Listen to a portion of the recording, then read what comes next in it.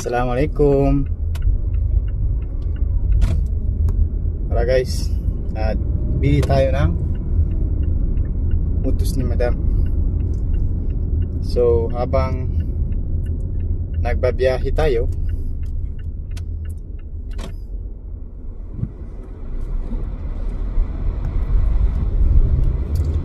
ikwento ko sa inyo guys kung ano ba yung mga naging experience namin ni Mrs. dito as couple dito sa Saudi Arabia.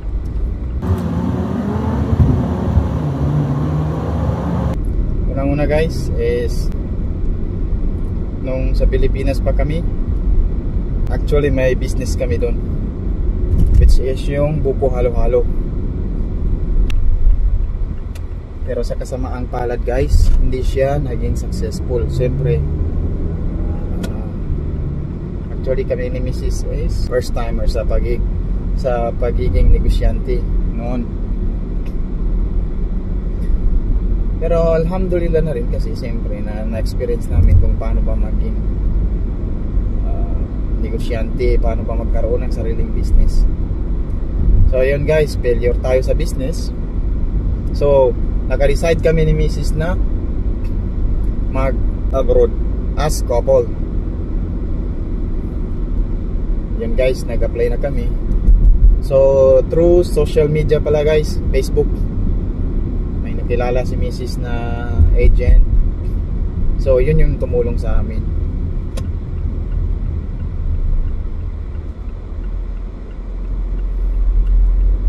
Alright, so to make the long story short, nakarating na nga kami ng Maynila guys. At doon guys, nag-start kami agad-agad ng aming medical, yung OWA namin, virus namin, saka yung iba pang requirements. Bali ang nangyari guys is nagka-problema kami ni Mrs.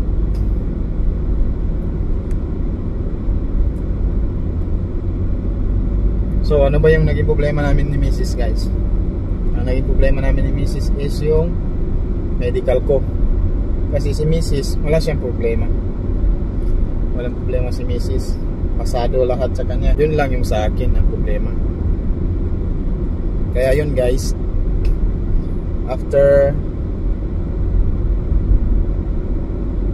na discover nung kuan na okay si Mrs., okay lahat yung sa kanya, siyempre masayangan sila kasi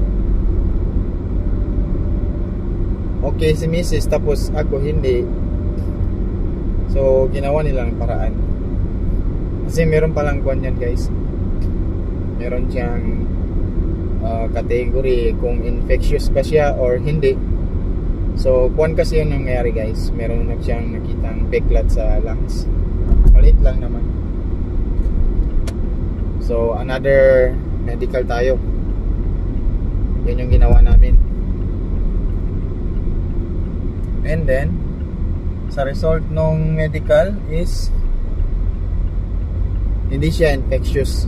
So nag-Weber kami. After namin mag-Weber, yun, okay na lahat guys, alhamdulillah. After that is binigyan na kami ng ticket nung agency. Yun guys, nakarating na nga kami ng Saudi. Experience na namin kung ano ba yung feeling ng makapunta dito sa Saudi. So bili muna ako ng chicken guys kasi parating na ako. Bali continue natin yung istorya natin about sa pagpunta namin dito.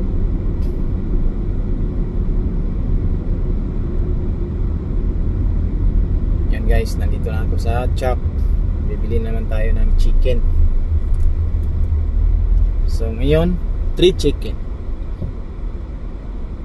3 whole chicken, 1.2 kilograms. Yan guys, alhamdulillah. Bili muna ako guys. A few moments later. Bali, ayun guys. Bumili na naman tayo ng chicken.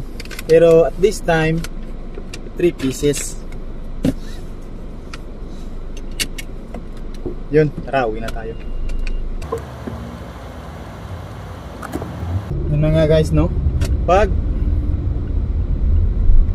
gusto nyong magtrabaho dito as couple, comment lang guys para ma-assist ko kayo sa abot ng aking makakaya. So as couple dito sa Saudi Arabia guys, ang pinaka kailangan talaga dito is yung proof ninyo na married kayo. Nakarating na nga kami dito sa Al-Kubar. Dito pala yung kuan namin, yung bahay ng amo ko sa Al-Kubar. Dinaan niya kami doon sa KFC kasi alam siguro niya na sobra, kasi 10 hours yung biyahe. So naisip niya siguro gutom ito, hindi pa sila nakakain. Although may pagkain naman sa aeroplano. Siyempre alhamdulillah mabait yung amo natin. So yung amo ko pala guys is matanda na siya, 63 years old, pero malakas pa guys. So balik tayo dun sa topic guys, which is yung pagdating namin dito. After namin magbili ng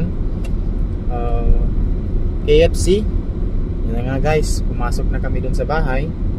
And then sabi nung amo ko, pahinga na kayo kasi siyempre gabi na. So after na magpahinga guys, ano ba yung nadatnan namin doon sa loob?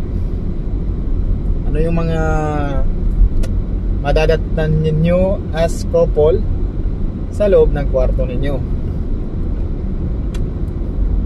Ano nga guys, ang kwan lang dito, siyempre iba-iba yung laki ng kwarto, iba-iba yung mga laman sa loob.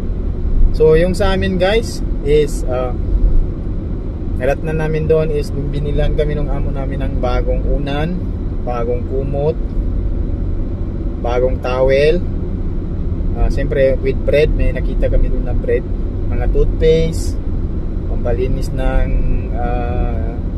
CR, yung sabon, shampoo na rin guys. So halos kompleto guys, halos kompleto yung binili nila.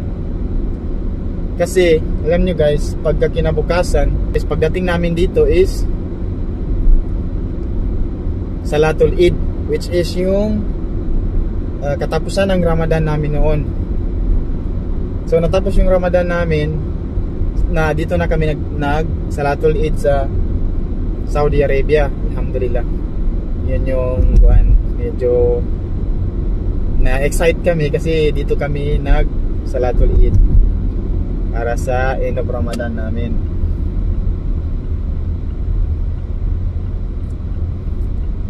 Bali after nun guys, after ng Salatul Eid, kinausap kami ng amo namin. And then sinabi niya sa amin na pupunta kami ng groceries. So nag-grocery kami guys. Libre daw niya. But ang sabi niya sa amin, but this is only for this day. Tasunod daw, hindi na. Pero hindi lang yun guys. Binigyan din niya kami ng tig 300. Siguro food allowance yun. Yun yung food allowance.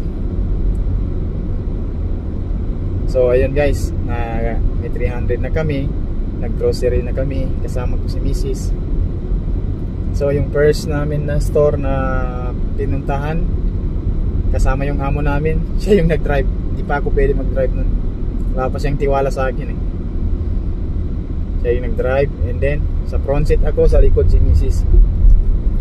Punta kami ng Panda Supermarket. Yun yung store na, yun yung supermarket na palagi nilang binibilhan ng mga kuha nila maliban doon sa Danube. Yung dalawang store na yan, palagi sila dyan. Palagi akong nagmamaneo sa kanila papunta dyan kasi dyan sila nag-grocery nung mga kailangan nila. So yun guys, yun yung nadatnan namin. Sa mga interesado dyan na family driver, as couple, huwag kayong mag-alanganin guys. Hanap lang kayo ng taong mapagkatiwalaan, like yung agency, yung agency guys. Yun yung pinakakailangan ninyo. After that is process nyo yung papers nyo. So parating na tayo ng bahay guys. Hanggang dito na lang muna. Let's continue it later or sa mga susunod na araw yung topic natin, kasi marami pa tayong pag-uusapan inshallah. Salamat guys and masalam.